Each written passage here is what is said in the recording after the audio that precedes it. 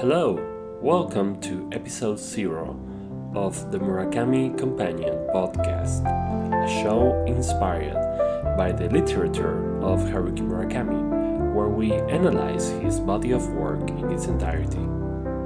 If you're here, you probably already know Haruki Murakami. He's a Japanese writer, in fact one of the most important ones of the late 20th and early 21st century.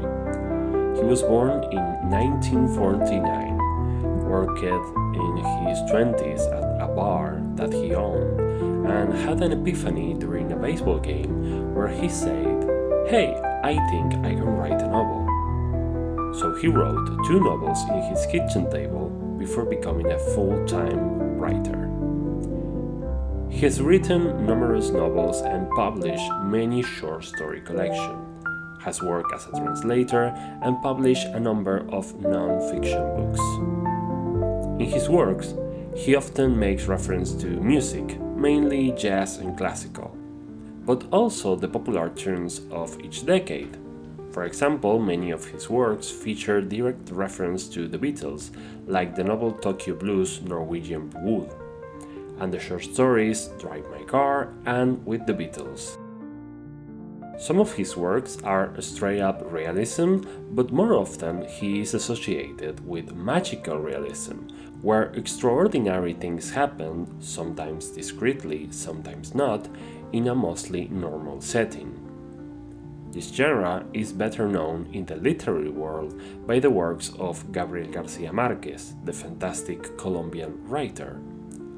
There's for sure some overlapping in style, but Murakami adds the Japanese and American culture into the mix and some elements of the Japanese setting, philosophy, and worldview.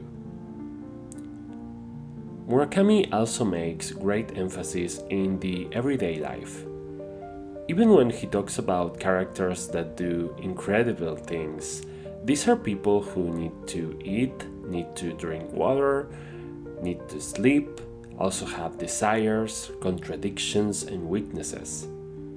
There's a novel where a female character has to stay hidden in an apartment for a couple of months, and Murakami manages to describe it in a level of detail which is both realistic but it's not so detailed that it's boring. Many people describe his writing as hypnotic, and we agree. It's worth noting that whenever you go into the internet communities and try to find forums that debate which are the best Murakami books, you will often find great conflict among fans. There doesn't seem to be a consensus on what the best books are. It's really just a matter of taste.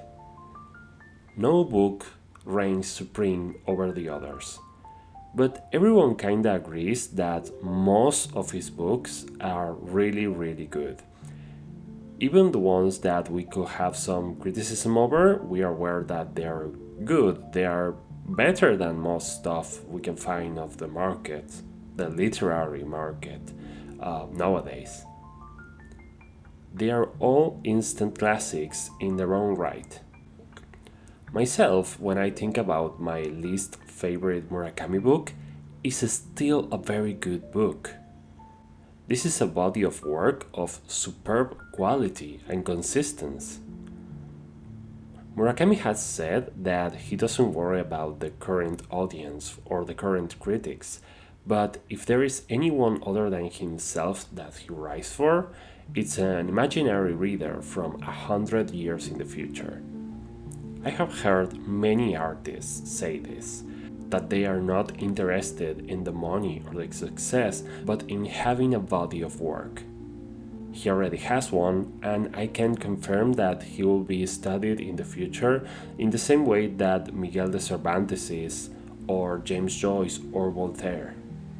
On that topic, one of the things that inspired us to do this podcast is to showcase that body of work as a whole, because we found out that, of course, there's magic in Murakami's magical realism since the early books, but it's only until the later books that, across different unrelated novels, he lays down the rules for how magic works in his books. And it's consistent all across. So that's just only one of the things that it's revealed to you once you read the entire body of work. There are many things that become clear only to people that read Murakami consistently, and we hope we can share that with you. As for this podcast, this is not a play-by-play retelling of each book. It's not a review show either. This will be an overview and analysis of each book, which will have the necessary spoilers, but maybe not all of the spoilers. You can also use this as a companion for your own reading of Murakami, if you want. We will try to do all of the books in semi-chronological order, like we will cover the Rat trilogy of books consecutively, even though there were some other books published in between them. There might be some ambiguity about the order because some books came at a very different time in Japanese than in other languages. There are some books that took 7 years to come out in English, and there are books that came out that same year. But in general lines, we'll go mostly straightforward. And then maybe we'll do some extra episodes talking about the more metatextual topics, like the recurring themes in his works, an overview of the phases of his career, and so on. Maybe we can talk about books or music related to Murakami's, and then if more new books by Murakami were to come out in English, we'll do those, eventually, when it happens, if it happens. So buckle up, because this will be a long and magical journey. This is the Murakami Companion podcast.